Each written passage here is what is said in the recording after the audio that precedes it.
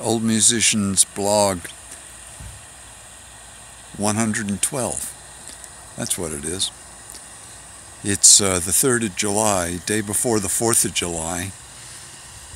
Everything's amping up, and while we were considering going to the parade and everything, with all the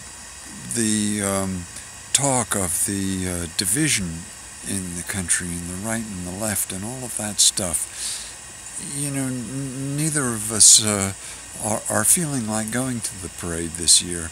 You know, and nevertheless, we often find it a bit boring to go to see that. And for me, you know, having grown up outside of the country for the most part in England from 7 till I left England at 23, all of this nationalistic malarkey just seems to be false beliefs for whatever reason people find the necessity to feel that way.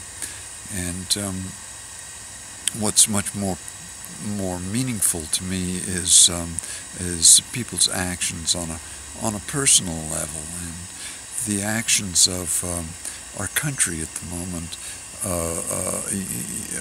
overall are they're not acting right. The government, the governing class, which it is a class system, it's not acting right at the moment, and you know, and we need to find some way to change this. And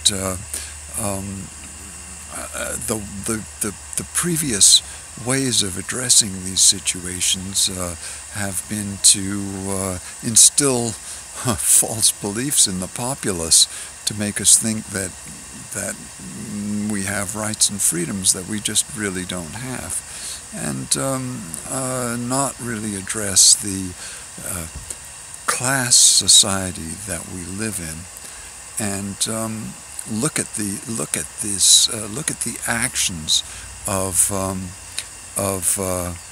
this governing class and remove it, so that people's actions can be more meaningful on a personal level.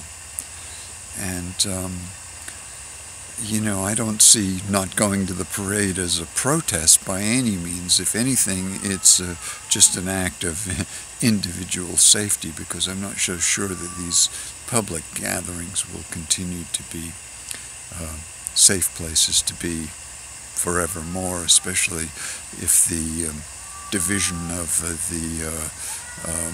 the country continues to reveal itself, because it's not as though it hasn't always been there, and we haven't fought these battles before.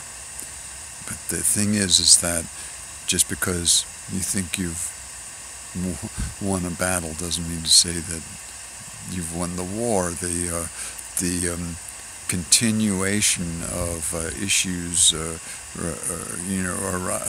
that were revealed during the Civil War, they're still going on in our society today.